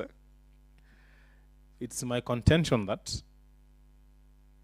money is secondary. Okay? Money is secondary. So you never set out on your purpose to get money. But money is a byproduct. The money will come. For sure the money will come. Okay? When you start crafting your business, okay? Because now you found your purpose. So now next is how do I monetize my purpose? That's probably the question you're trying to ask, yeah?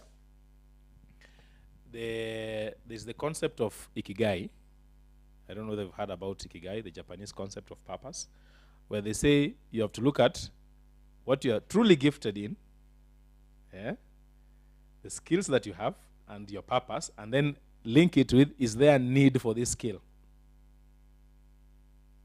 Like, like an example is, when I started doing my background work on purpose, just trying to understand, it's almost 3-4 years, I wasn't even talking about purpose. And I could have easily looked like a mad person. But I was convinced first is that if I'm struggling to find it, and now that I found it, and you start talking to people and actually you realize there's actually a need. Okay? Next question is, can I monetize it? Okay? Next is, okay, I can monetize it. I can create some coaching programs, blah, blah, blah. Again, you go through another 1 year of just creating those programs. An example is that the first time I tested, the first test for my program was 2 years ago. 2 years ago, where I was not charging, went through 8 weeks of just testing, get feedback, go back, fine-tune the program until now. At the point now, I was happy that it works. And it works because it was producing results. Anybody who was going through it, they were saying, I have found it. Okay? So now, personally, for example, now I'm at a stage where I'm now monetizing it. But when I was starting, understanding my own purpose, and now figuring out, actually, I'm not the only one with this problem. Money was not there. But am I making some money? Yes. Am I going to make a lot of money? Yes, I will. Because the feedback that I've gotten overwhelmingly is that, in fact, one of my clients told me, Adulu, unafaa upigwe. You cannot have such a beautiful product that works na umenyamaza nayo. It was a serious challenge. You can't be having this thing and you're putting it on the table. So I know I'm going to make money. Okay? So the economics, it's always a second, they always come. The issue is to figure out, how can I use my purpose and the superpowers that God has put in me to fulfill the purpose, to solve a problem for somebody, and they're able to pay. So the money will happen. But when you're starting out, money is never the first thing. The first thing is to, first of all, discover your purpose, then look at, based on this purpose, what do I have in me? Like now, branding skills, photography, videography, all those things. I'm able to use those skills for a start, to create the programs for me. I've worked in environments where I was creating products, I was creating systems. So you see, I'm able to use all those experiences to build a program that actually works. I have the discipline, you learn the discipline to test, be patient, just keep building. Of course, we live in a real world that, yes, we have bills to pay, and that's why God gives you skills that you can be doing to shikilia, because when you're building these things, sometimes it takes a lot of time, and there's no money. But the times I've picked my camera and naenda shoot once in a while, umeitiwa kazi mzuri, since uko na skill, see, God put the skill in you. Utakataa pesa, you go and shoot. But that does not mean that is my purpose. Think about it. If today you're not able to put food on your table, and you're an engineer, for example, and Java hires you to wait on the tables, can we possibly say that you waiting on the tables is your purpose? It's not. You're just trying to survive, but that doesn't mean that now you just become a waiter and forget about your purpose. You still need to be, and you've seen people anatoka job and you go and work, you go and keep building your things. Okay? So the money always comes. If you're aligned in your purpose, trust me, God wanted you to solve a problem in this world. And people will pay for that problem to be solved. Sawa sawa? Question number 2, how do you stay on course when everybody is thinking that you're mad? Unfortunately, it's a journey I've walked as well. That at times people will doubt you, will doubt whether you're sane, and sometimes it could even be people very close to you, family members, hawakuelewi. But see, once you know your purpose, najua mahali naenda. And I always say, don't be the person who gives yourself an E when the world is when the world is going to give you an E already, eh? So give yourself an A first. The world can go and give me a B and say I don't care, but me, I know what I'm trying to do. I know I'm in my purpose. I know I'm building something. I know it takes time. I'm willing to pay the school fees. I'm willing to pay the price. Like I've told you, this program, it's taken me 4 solid years. The first 2 years to understand, that curiosity, to understand that actually what is purpose, what does it mean? You do, because now I discovered, you discover actually this is what I've been missing. So the first 2 years, by then, I was not even talking to anybody about it. I'm just building things. I'm building, and sometimes even people close to you will not even understand what you're doing on that laptop. But so who unto you, if you listen to other people too much, that you forget your purpose, and then a few years down the line, unajiambia, I wish I'd stuck to my purpose. Okay. I think we're also having a discussion earlier, and we're saying, what you profess with your mouth as a way of coming back, it comes back vizuri kabisa, vile uliitsema tu. So if you keep doubting yourself,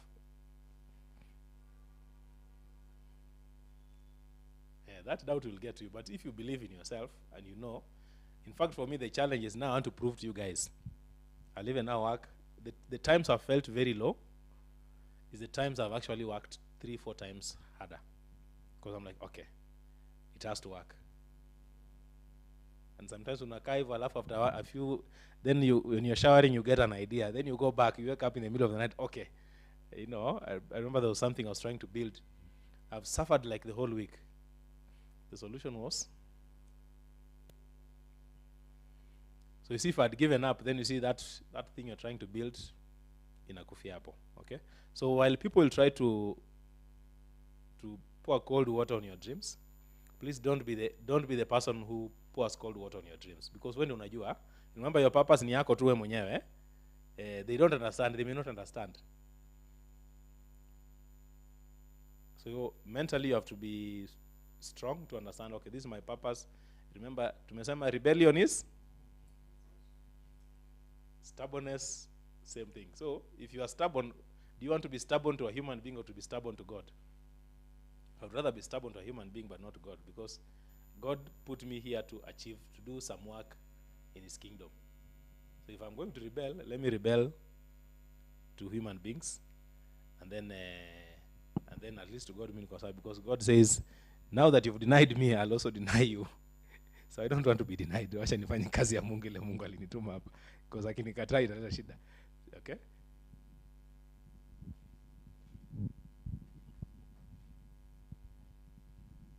Yes, thank you, George, for that very interesting presentation. I think it was quite mind-opener. 2 things. One is a comment, the other is a question.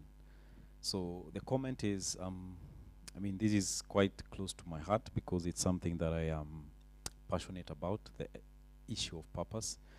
And the way you presented it has really, clicked a lot of stars in my head and ticked a lot of boxes. And maybe just to add is to say one thing I realized with purpose, because I've looked at everybody who has lived out their purpose. And purpose has everything to do with everyone else apart from you. That is the conclusion I've had. Yes, the purpose mostly has, it doesn't come back to you. As you said, especially when it comes, people confuse this, especially with finances. When you're making money, it's not about you. It's not about you building your bungalow in Muthaiga. No. That is you don't care if you're in Muthaiga or if you're in Kawangware, because your purpose is the ultimate focus and fulfillment. What has been put in you, and achieving that, then if you get money, money becomes as a byproduct, and yeah, it's something easy to go by. I can speak about purpose the whole night, but I'll go to the question.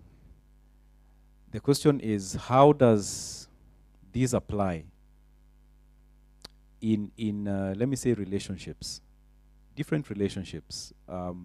For example, spouses, or in households, or people who are close to you, or people who you're. But I think let me put it mostly, people who are aligned to you, or your children.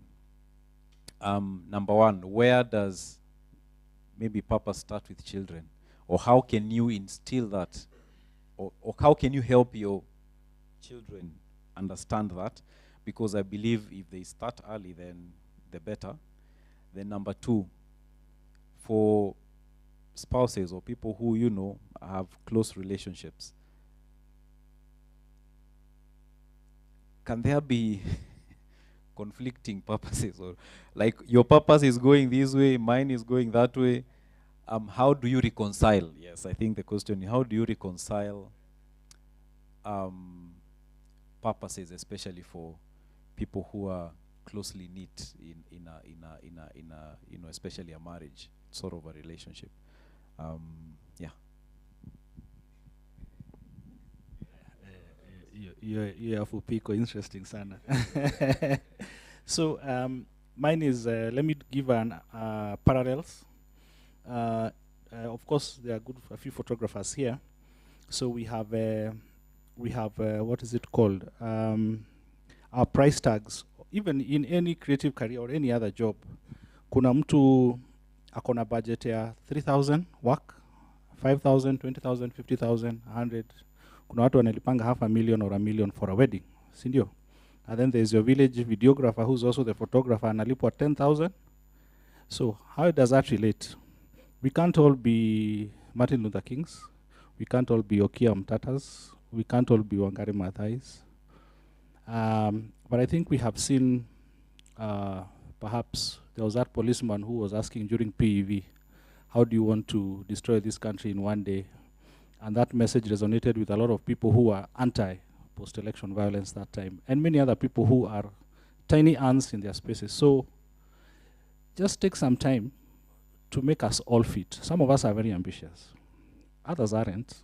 Others just want to make their little changes in their little spaces. Some of us want to break sound barriers, do big things. We have big dreams. They can't fit where we are right now. So at least tupatie tuka breakdown, those stratas, and we can't all be those big ones here. Okay. Also very, very interesting and complicated question, but we'll try and unpack it. So let me start with the first one. It's we can have a whole discussion about purpose in relationships. Yeah, and technically I've tried to avoid going deep into it. Okay. Because also the level of understanding needed is quite deep. Because remember, for example, if it's marriage is not our plan. It is God's. It's not our idea. Ni Mungu ndiye alitengeneza, si ndio? But here is what I'm going to say. That in marriage, it's very important that there's alignment. Okay? And that alignment must also come with understanding that everybody was built for their own purpose. Okay?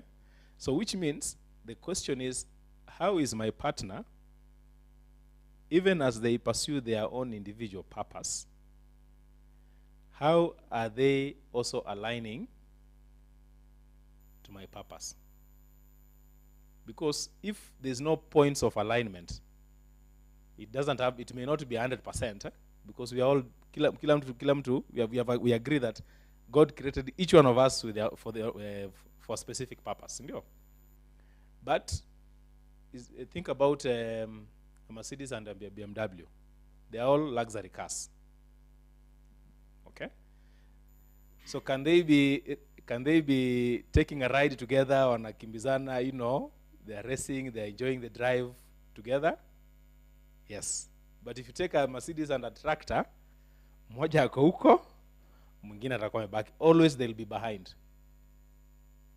Which means conflict becomes a big issue. Kila siku, they will never understand why you are doing the things that you are doing, Why sometimes you have to be seated on your laptop at 4 a.m., they'll never understand. Or why you have to attend a certain conference, because it's very important for you to fulfill your purpose. But if they understand that, and also they can see how you attending that conference helps her or him, then that alignment, then you're able to have a good relationship. Okay? And indeed, when God says, how can two walk together if they unless they are in agreement? That agreement is purpose. At what point do our separate purpose converge? They must be converging at something. So that even though I'm individual in this relationship, I'm an individual, kuna mali, if you do a ladder, then you draw a ladder. So this is you, this is her. But at certain stages, there are lines that are connecting. There's some alignment. It doesn't align throughout, but there are enough points of alignment to ensure that this ladder, this marriage, this relationship can stand. But if hii line imekaa na hii imekaa na hakuna mahali zinaguzana, so all we are saying, you don't have to be pursuing the same purpose in life, but there must be alignment. Okay? And so even now when you start dealing with the children, remember your work is not to put your purpose in them. I think that's the first thing you have to understand as parents. That your work is just to create a good environment for this child to be able to discover their purpose. And once it's discovered, if you realize your child is an artist, now unamsupport kwa hiyo maneno, si ndio? So don't try to force your purpose in their life. But you know the way kitambo our parents used to say, because I didn't become an engineer, some of you must. Somebody must become an engineer. I remember one day my father telling us, you guys are hopeless. Yeah? I played football until I was the age of 42. You guys, none of you took football or sports seriously. So you see, that was him trying to imagine, just because he was a footballer, of course his brother, there were enough footballers in the family, as in our family could easily produce a whole team. Cousins, uncles, and they played football up to AFC and national team those days. So yes. That if I had followed the script of football, but I loved football. Sometimes I say, actually, if the money in football was there, I would have pursued it seriously. Yeah. But that is the point, that as parents, your role is to help your children and guide them and nurture them to discover and now nurture that purpose. And sometimes maybe the purpose is not clear. Sometimes maybe just the talent. We talked about the superpower. Sometimes you recognize their superpower quite early. Sharpen it. So that by the time they discover the purpose, what that superpower is supposed to be doing in God's kingdom, it's sharp enough. Yeah. I remember there's a brother of mine, he took his kids to KQ. The simulator where you practice how to, where pilots take off, land, nini. And so his first attempt at taking off and landing, it was so smooth. The trainer alimuuliza, have you been to a pilot school? He said no. It's like, I've never seen this smoothness of taking off and landing, even in our students. And then the guy was like, why am I being told this now? I should have been told this long time ago. Maybe I would have done something about it. And that's what I was saying. Sometimes I feel bitter about our education system, that it was designed to produce factory workers. Usome kwa bidii, utaenda ufanye kazi kwa bank. Utaenda sijui ufanye kazi, ukue mwalimu, ukue nurse, whatever. Okay? So, Ken, so does that answer your question? Yes, but of course, that discussion can be long, but the issue is to understand, as a ladder is 2 strands, but there must be points of alignment at certain intervals. So there must be enough activities, or there must be enough things that join the two. Otherwise, kama moja imesimama huku na ingine imesimama huku, and there is no point zina interact, pole. Okay. Yeah, it came home. Yeah. 2 luxury cars zitapelekana, 2 tractors zitapelekana kwa hiyo shamba. They can just be singing na but ziko tu pamo. Lakini sasa moja ni Mercedes na nyingine ngumu. Now Steve, your question was how do we explain, or how do we give hope that we can all be different, we can charge differently and it's okay, something like that? Yes. Remember, like we said, first thing is to understand that we need to recognize that our careers or our work, they're just platforms. They're just platforms to help you fulfill your purpose. And it's okay to be at any stage, in that journey. Like you can be sure 2 years from now, this rate will be 3 times, 4 times, 5 times per hour. Okay? It will change.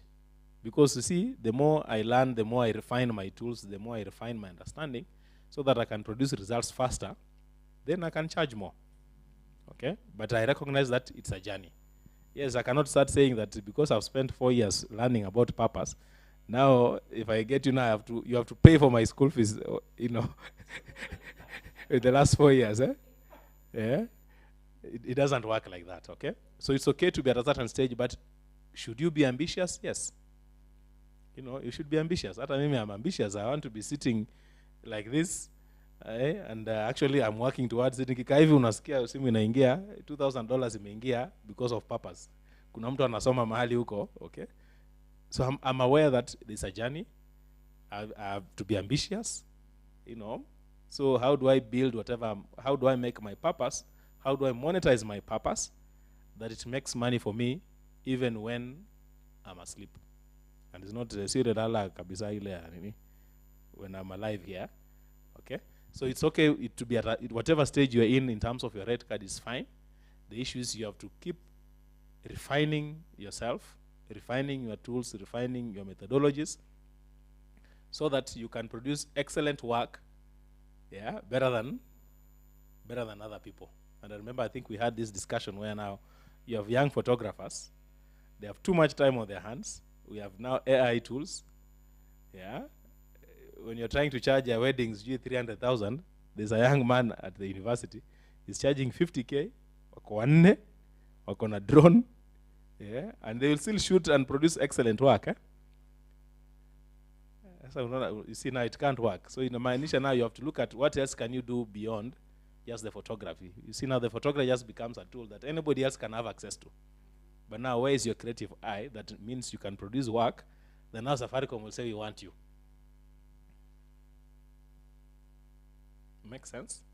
That it's okay to be at whatever stage, but keep refining, keep improving, because that's the only way you're able to produce better outputs, and that's how you're able to charge more. Because also, if you'd rather deal with few people and collect more money, but see, for you to get to that level, you need to demonstrate that actually you're extremely good at it. Any other question? Any questions from online?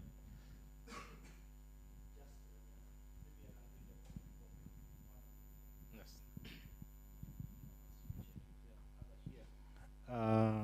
There was Sarah Kongo. I think Sarah Kongo said, wow, you have taken me down memory lane. Quite an introspective journey it is. I think most likely she posted this when you are talking about job hopping. That's when Sarah Kongo said, she's gone down memory lane. Quite an introspective journey it is for her when you're talking about 2 jobs per, 2 years per job, and you're hoping, and means you're still trying to find your true north. So any other question? I can hand the mic. You have a question?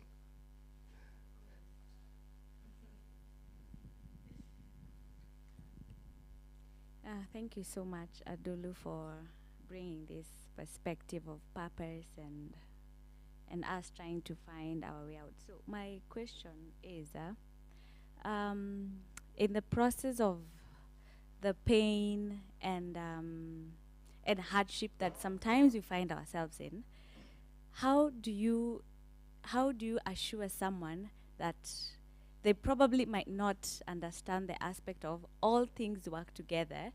So you as a coach, how do you assure someone and make them understand that clearly you have seen their purpose, but they don't understand, they don't see, but how do you assure them that this is your purpose, and at some point you're definitely going to get through this in a way that you may exactly, yet they don't see, yet they don't understand.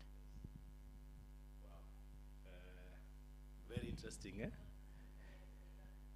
Very interesting. Here is what I'm going to say. The biggest mistake you can make in that situation as a coach is to try and take that pain away from them.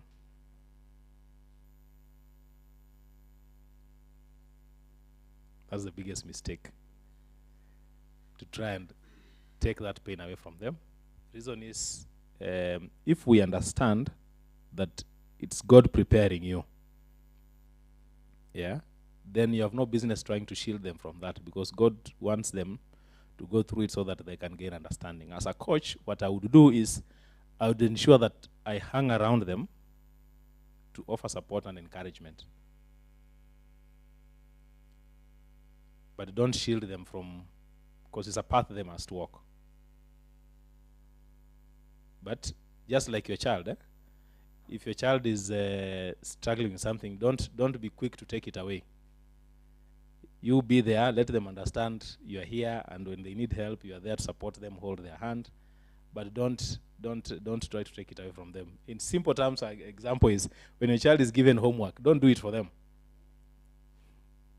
Yeah?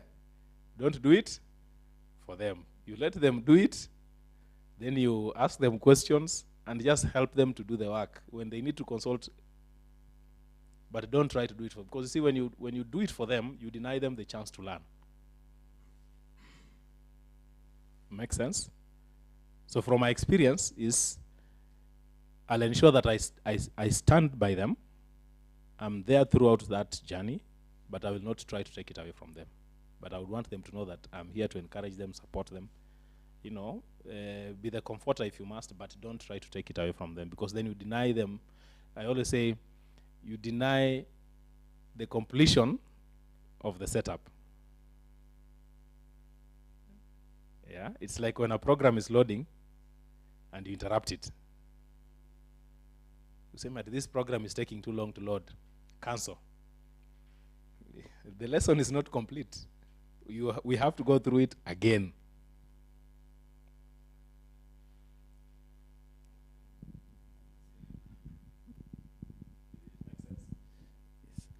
Maybe also just to, on the same, my thoughts or my perspective, can correct me if I'm wrong. I think I heard you say that from the beginning, and especially when you're trying to understand purpose, purpose is a God thing, not a you thing. So one of the things I've realized is, for you, purpose starts with, most of us start our purposes from within us, which is the wrong place to start. And I think an example given is, if you are lost, umewaipotea, unauliza mtu, you can see where you're going, unaambia nataka kwenda pale, unaambia ndio ufike pale, utumii njia, enda pande ile ingine, upande na hiyo njia. Like, that place is so close, but you have to go the other way and access it through that direction. So most of us are here, starting from ourselves, trying to get to our purpose. Yet the right place to start is from the source, who made you, which is God. That is number one. So, which brings me to my second point, I think, to the question that was asked. Purpose is an element of revelation, not discovery. Purpose is revealed. You don't discover, it's revealed. Like, it's something within you that it feels like your eyes just open. Like you said, you were banking, photographer, doing all the, but when that moment when you are intentional with it, it was revealed.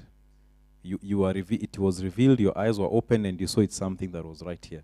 So I think purpose is something that, it's not you can use all these tools that you've explained to try to find your way or understand.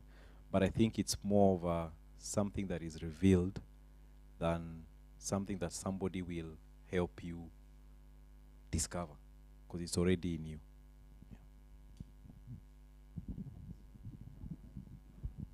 I agree with you 100%. Like I said, number one, it's not my purpose. It's the purpose of God. The only way I discover it is by introspection and asking myself questions. Then dots will be connected. Kumbe, I like this. This. Then you start seeing some connectors, and you come to the conclusion, okay, this is what I'm meant to be doing. So you are very right. It's already in us. And in fact, even when I'm doing my coaching, I always tell people, I'm not going to pick a purpose from anywhere. I'm not picking it from anywhere. It's already in you. The only thing I'll do is, as a coach, I'll guide you, ask you questions, make you introspect. Eventually, you will connect the dots for yourself. Because I don't know. It's within you. So you are right 100%.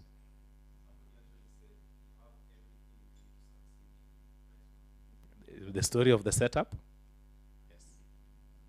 Okay. So, first of all, I'd like to say it was a brilliant session. Clearly, you found your purpose in, just helping us. I mean, providing this session at no cost. That's a great thing. The question I have is, in the graph that you showed us, it shows that once you discover your purpose, you would experience growth, personal growth and growth in other aspects in your life. But does the opposite happen? I mean, is it possible to lose your purpose, find your purpose and lose it? And is it possible for you to rediscover it, to go back to it? Yes, you can actually lose your purpose. And if you lose, you'll become miserable. You'll experience serious pain, serious unfulfillment. Everything that you'll be doing will lack meaning. Utakuwa uko tu. And it's not a good state. Can you imagine think about a ship in the seas that has no GPS locked in where it's going, So inaenda upepo ikipeleka huku inaenda. Upepo ikipeleka huku, so your life becomes like that. You struggle to make decisions, even simple decisions in life you struggle to make because you have no anchor, and the anchor is your purpose. And the decisions actually become very easy to make.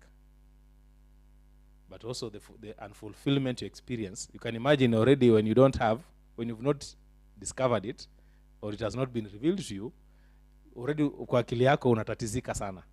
So imagine when you know and you're not pursuing it, it's even worse.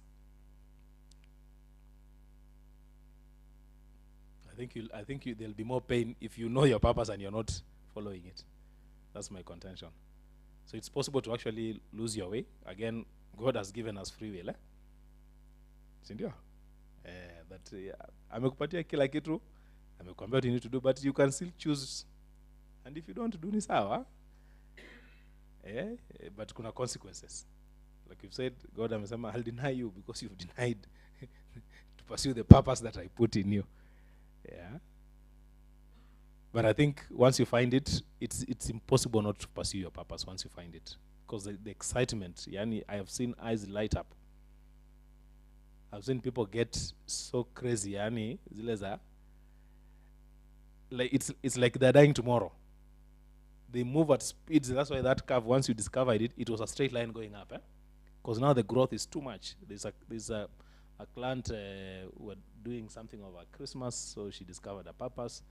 Now all of a sudden, she's like, hey, vitu zinaenda. So she went to see the pastor. So the pastor was speaking things, and she's like, why is the pastor speaking as if he sat with me in the session your purpose? Because even now the world is just aligning. Because now she's being told things, and now she's like, Pastor, but how do you know this? I'm like, Pastor, I'm seeing revelations. And they're all aligning with her purpose. So whatever plans she was making for for 3-5 years now, she was being told, no, that is this year. And now the excitement, now the energy, now it's like today. So there's no time to waste. It's impossible to live outside purpose once you find it. Because the joy and the fulfillment you get in everything you do is too much. Sawa. So I think, thank you so much, Karakana. Thank you so much, Steve, for organizing this. It's my sincere hope that I've triggered enough curiosity. I've provided enough tools, at least for you to start the journey. And if you get stuck, you know where to come to. Okay? So thank you so much, Karakana. Thank you so much, Steve. Makofi kwa George. Also, thank you for the dozen or so people who joined us online, and the few of you who showed up physically. I think we will have a part 2. We need to talk about now proper personal branding, even if it's a short session. I'm happy because these sessions are they are not really hurried. Sitaki tuseme ati 1 hour. I think he's taken his time. It's let me say this is deep stuff. Ama, sindio? It's deep stuff, especially because kama vile umesema fupi. It's actually spiritual. I have always struggled with purpose. We are still working with my coach in this journey. But I'll tell you, fupi, why it is spiritual is because sometimes even people around you may not understand what you're doing. But you deep down, ushaona, you know, whether your Jerusalem coming down, as the Bible says, you know, it's so spiritual that some of the people around you cannot even comprehend what's happening in your life. Why do you have sleepless nights? You know, sometimes when I was still having these ideas of Karakana Kitambo, my wife could see me wake up alafu anashindwa bado unaandika hizo vitu za Karakana. You know, how I am planning how I want this thing to go and all that. And I think I've had some of my close friends, you know, you say they either make you stay up late or can keep you awake even late at night. So as we wrap up, just for those of you who are here and those who will be watching this, in 2 weeks' time, we'll have a second session of the year. We will be talking about business. Talent run, artist run, creative run, business. Because money is also important, isn't it?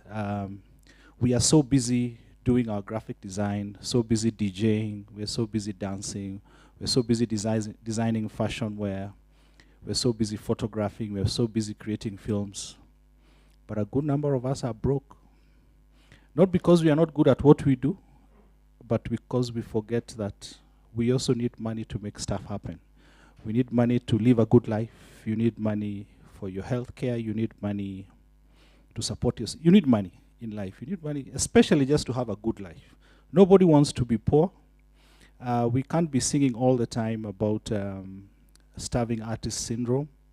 We know that phrase is very common, but we hope that when we have that session, and we're having somebody who has specialized in that space, so in 2 weeks' time. Other than that, I think I just want to appreciate all of you showing up. I also want to appreciate George for the time that you've taken to do this, given your time and resources. I also want to appreciate team ya Photomagic, Newton, hapo Faith, kuna Humphrey, kuna chairman amejificha hapo, kuna Dixon, who have been here. So I think we can end at that point, Newton, and then we do some little introductions here and just to Square Strangers, and then there's some refreshments. Let's interact. Let's also take some pictures, Dixon, with a small group that is here. Chairman PAK, asante sana for showing up.